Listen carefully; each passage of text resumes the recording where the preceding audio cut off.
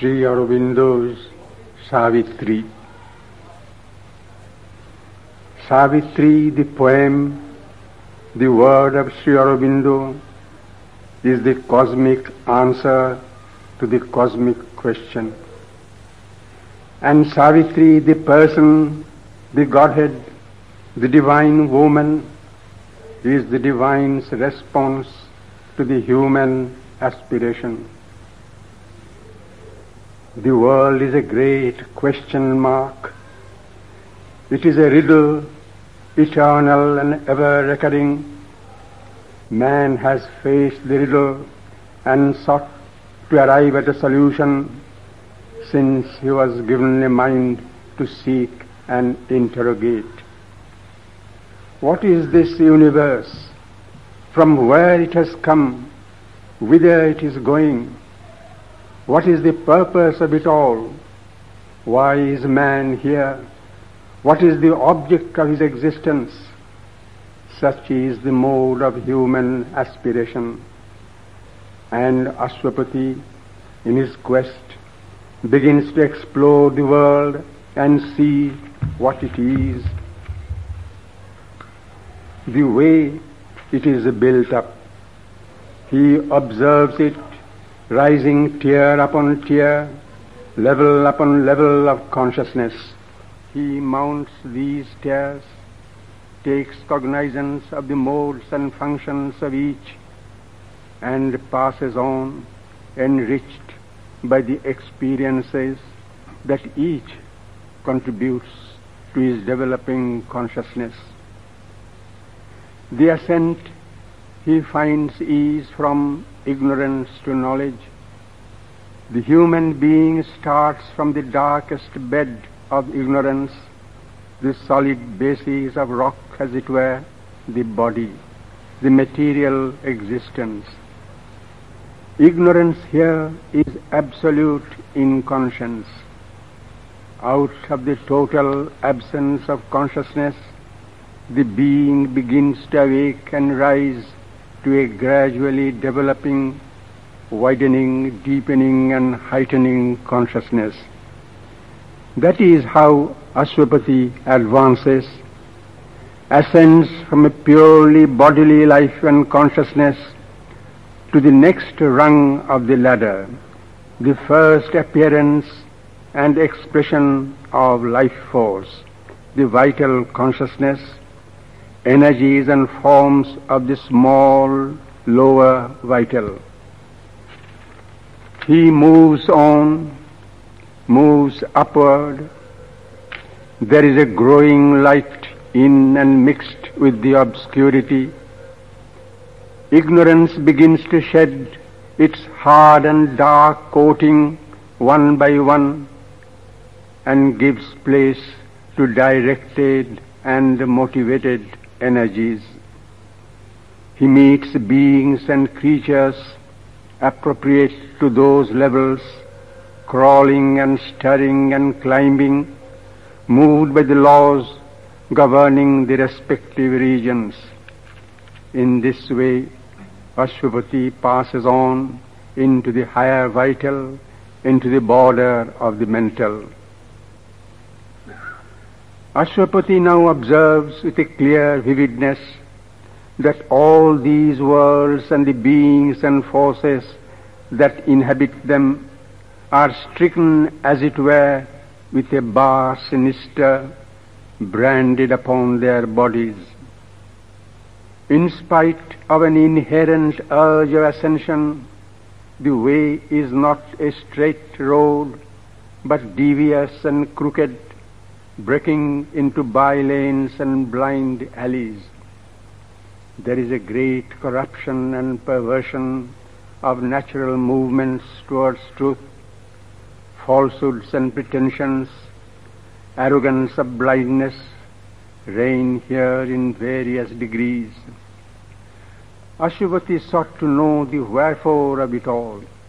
So he goes behind, dives down, and comes into a region that seems to be the source and basis of all ignorance and obscurity and falsehood.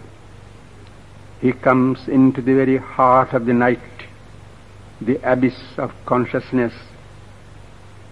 He meets there the mother of evil and the sons of darkness. He stands before the gate of the false infinite, an eternity of disastrous absolutes.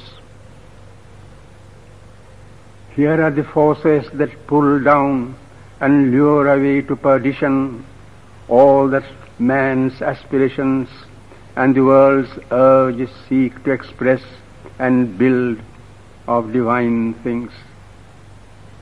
It is the world in which the forces of the original inconscience find their primitive play.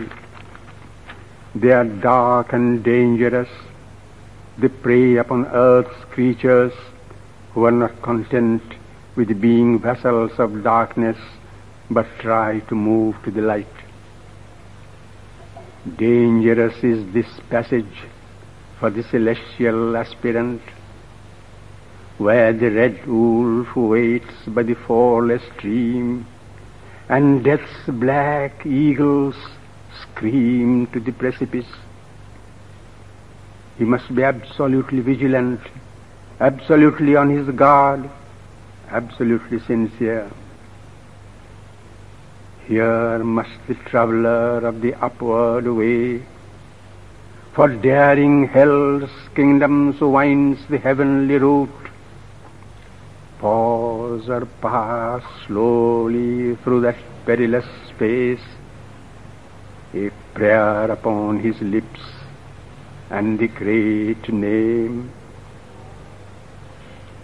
But there is no escape. The divine traveller has to pass through this region, for it lies athwart his path to the goal. Not only so, it is necessary to go through this night. For Ashwapati, new death for a seller of the house of life. In destruction, felt creation's hasty pace, new loss as the price of a celestial gain, and hell as a short cut to heaven's gates. Ashwapati now passes into the higher luminous regions. He enters regions of larger breadth and wider movement, the higher vital, and then into the yet more luminous region of the higher mind. He reaches the heavens where immortal sages and the divinities and the gods themselves dwell. Even these Ashwapati finds to be only partial truths, various aspects, true but limited, of the one reality beyond. Thus he leaves all behind and reaches the single soul reality, the transcendental truth of things, the status vast and infinite and eternal, immutable existence and consciousness and bliss. A vastness brooded, free from sense of space, an everlastingness cut off from time, a stillness absolute, incommunicable. Here seems to be the end of the quest, and one would fain stay there ever and ever in that status, occult, impenetrable, infinite, eternal, unthinkable, alone. Ashwapati was perhaps about to be lured into that bliss, but suddenly a doubt enters into him. There is a hesitation, a questioning. he hears a voice. The ego is dead. We are free from being and care. We have done with birth and death and work and fate. O soul, it is too early to rejoice. Thou hast reached the boundless silence of the self. Thou hast leaped into a blind, divine abyss. But where hast thou thrown self's mission and self's power? On what dead bank on the eternal's road? Ashwapati veers around.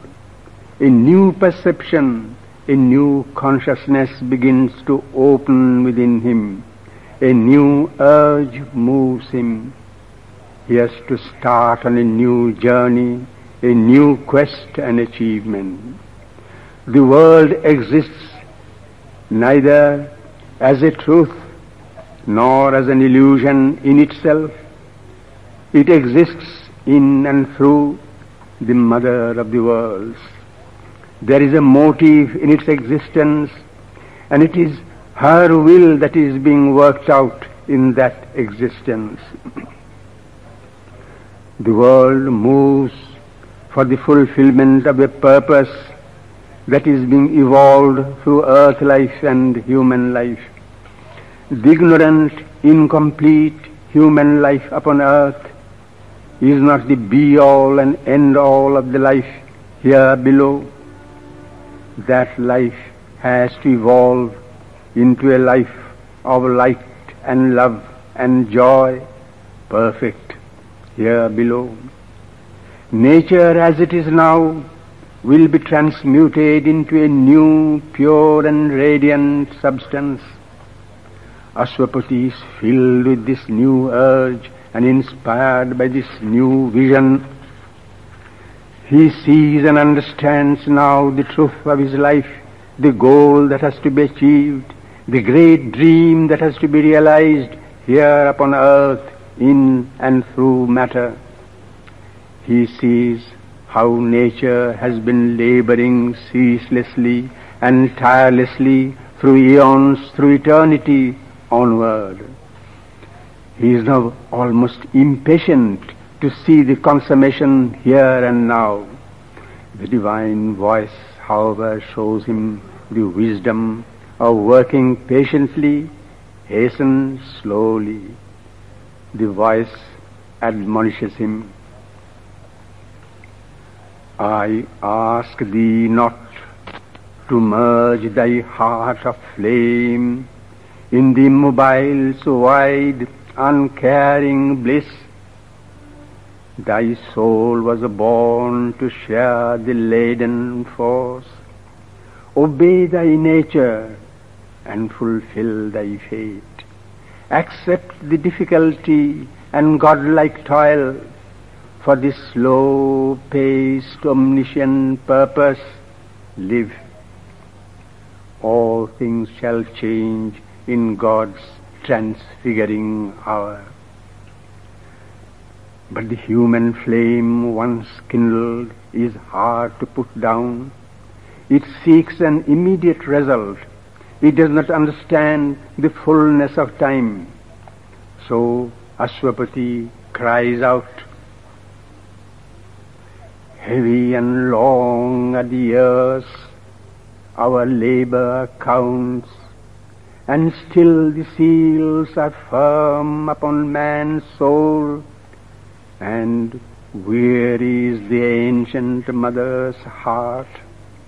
Linger not long with thy transmuting hand, pressed vainly on one golden bar of time. Let a great word be spoken from the heights, and one great act unlock the doors of fate. This great cry of the human soul moved the Divine Mother, and she granted at last its prayer. She answered, bestowing of her motherly comfort to the yearning, thirsty soul. O strong forerunner, I have heard thy cry. One shall descend and break the iron law. A seed shall be sown in death's tremendous hour. A branch of heaven transplant to human soil. Nature shall overleap her mortal step. Fate shall be changed by an unchanging will. And she herself came down upon earth as Ashwapati's own daughter to undertake the human labor and accomplish the divine work. The Divine Mother is upon earth as a human creature. She is to change the mortal earth into an immortal paradise. Earth at present is a bundle of material inconscience. The Supreme Consciousness has manifested itself as Supreme Unconsciousness. The Divine has lost itself in pulverizing itself, scattering itself abroad. Immortality is thus entombed here below in death. The task of the incarnate Supreme Consciousness is to revive the death-bound divinity, to free the human consciousness in its earthly life from the obscurity of the material unconsciousness, reinstall it in its original radiant status of the divine consciousness. Such is Savitri's mission.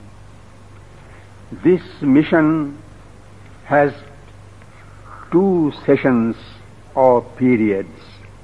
The first, that of preparation; the second, that of fulfillment. Savitri, the human embodiment, was given only 12 months of earthly life, and in that space of time she has to do all the preparation. She knew her work from her very birth. She was conscious of her nature and the mission she was entrusted with. Now she is facing the crisis. Death is there standing in front. What is to be done? How is she to proceed? She was told she is to conquer death. She is to establish immortal life upon mortal earth. The divine voice rings out, "Arise, O soul, and vanquish time and death." Yes, she is ready to do it, but not for herself, but for her love, the being who has the life of her life. Savitri is the divine consciousness, but here in the mortal body she is clothed in the human consciousness. It is the human consciousness that she is to lead upward and beyond, and it is in and through the human consciousness that the divine realization has to be expressed and established. The human Savitri declares, if death is conquered, it is for the sake of Satyavan living eternally with her. She seems to say, what I wish to see is the living Satyavan and I united with him forever. I do not need an earthly life without him.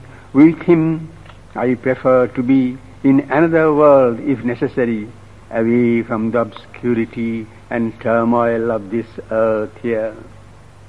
My strength is taken from me and given to death. Why should I lift my hands to the shut heavens?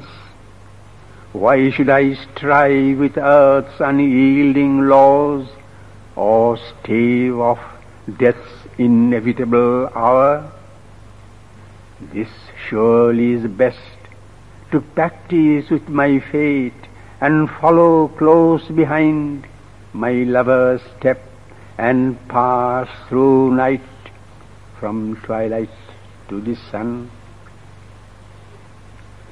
But a thunderous voice descends from above, shaking Savitri to the very basis of her existence. And what shall thy soul say when it wakes and knows the work left undone for which it came?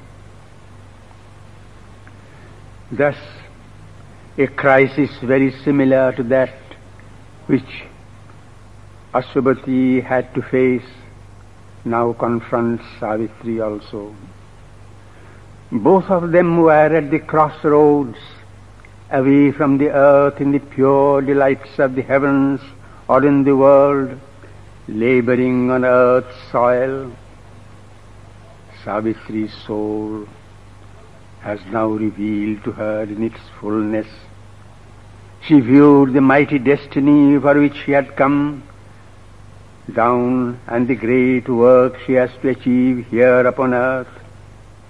Not any personal or individual human satisfaction or achievement, but a cosmic fulfillment, a global human realization. The Godhead in Savitri is now fully awake, established in its plenitude, the divinity incarnate in the human frame. All the Godheads, all the goddess emanations now entered into her and molded the totality of her mighty stature. Here begins then the second stage of her mission, her work and achievement, the conquest of death. Only the divine human can conquer death.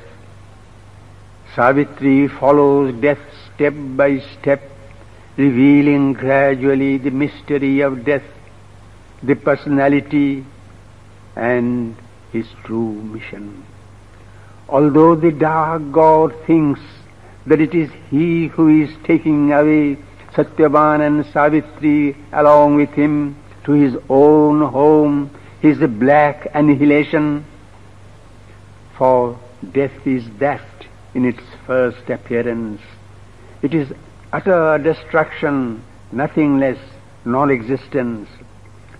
So the mighty Godhead declares in an imperious tone to the mortal woman Savitri, "This is my silent, dark immensity. This is the home of everlasting night.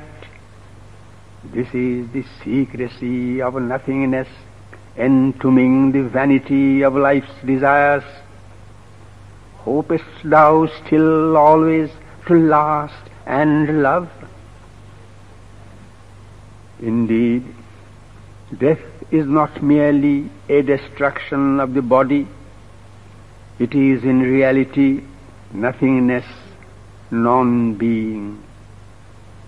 The moment being, existence, reality manifested itself, established itself as a material fact, simultaneously there came out and stood against it its opposite, non-being, non-existence, non-reality. Against an everlasting yes there was posited an everlasting no. And in fact, this everlasting no proves to be a greater effective reality. It has wound itself around every constituent atom of the universe. That is what has expressed itself in the material domain as the irreversible degradation of energy, and in the moral world it is denial and doubt and falsehood. It is that which brings about failure in life and frustration, misery and grief. But then Savitri's vision penetrated beyond, and she saw death is a way of achieving the end more swiftly and more completely. The negation is an apparent obstacle in order to increase, to purify and intensify the speed of the process by which the world and humanity is being remodeled and recreated. This terrible Godhead pursues the human endeavor till the end. Still, he finds that nothing more is to be done, then his mission too is fulfilled. A last cry, the cry of a desperate dying death, pierces the universe and throws the final challenge to Savitri. O human claimant to immortality, reveal thy power, lay bare thy spirit's force, then will I give back to thee Satyavan. Or if the mighty Mother is with thee, show me her face that I may worship her. Let deathless eyes look into the eyes of death. Death's desire, his prayer too is fulfilled. He faces Savitri, but this is not the Savitri against whom he fought. Whose is this voice? I hail thee, almighty and victorious death, thou grandiose darkness of the infinite. I have given thee thy awful shape of dread, and thy sharp sword of terror and grief and pain, to force the soul of man to struggle for light. What happens thereafter is something strange and tremendous and miraculous. Light flashed all around, a leaping tongue of fire spread out, and the dark form of death was burnt, not to ashes, but to blazing sparks of light. His body was eaten by light, his spirit devoured. Thus death came to his death, not to death in reality, but to a new incarnation. Death returned to his original divine reality, an emanation of the Divine Mother. A secret splendor rose, revealed to sight, where once the vast embodied void had stood. Night, the dim mask, had grown a wonderful face. In that domain of pure transcendent light stood face to face the human Savitri and the transformed Satyavan. Savitri has entered into the deathless, luminous world where there is only faultless beauty, stainless delight, and an unmeasured self-gathered strength. Savitri heard the melodious voice of the divine. You have now left earth's miseries and its impossible conditions. You have reached the domain of unalloyed felicity, and you need not go back to the old turbulent life. Dwell here, both of you, and enjoy eternal bliss. But Savitri answered, firm and moveless, I climbed not to thy everlasting day, even as I have shunned thy eternal night. Earth is the chosen place of mightiest souls. Earth is the heroic spirit's battlefield. Thy servitudes on earth are greater, King, than all the glorious liberties of heaven. Once more, Savitri, even like Ashwapati, has to make a choice between two destinies, two soul movements, although the choice is already made even before it is offered to her. Ashwapati had to abandon, we know, the silent, immutable, transcendent status of pure light in order to bathe in this lower earthly light. Savitri too, as the prototype of human consciousness, chose and turned to this light of the earth. The Rishi of the Upanishad declared, they who worship only ignorance enter into darkness, but they who worship knowledge alone enter into a still darker darkness.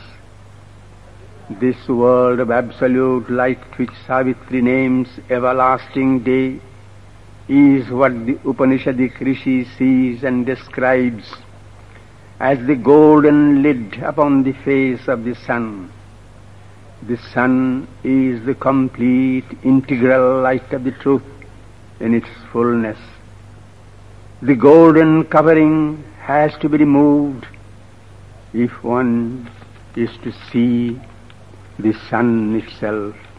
To live the integral life, one has to possess the integral truth. So it is that Savitri comes down upon earth and, standing upon its welcoming soil, speaks to Satyavan as though consoling him for having abandoned their own abode in heaven to dwell among mortal men. Heaven's touch fulfills but cancels not our earth. Still am I she who came to thee mid the murmur of sunlit leaves upon this forest verge. All that I was before, I am to thee still. Voicing Satyavan's thought and feeling, all humanity, the whole world, in joy and gratefulness, utter this mantra of thanksgiving. If this is she of whom the world has heard, wonder no more at any happy change.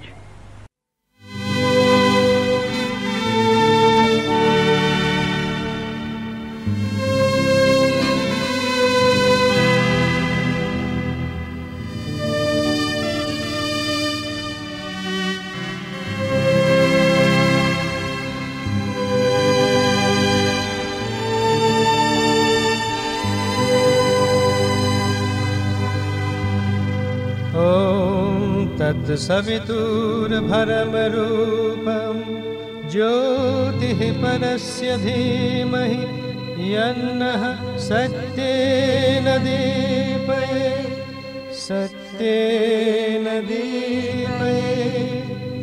ॐ तत्सवितुर्भरमरूपं ज्योतिः परस्य धीमहि यन्नः सत्येन दीपयेत् सत्येन दीपयेत्।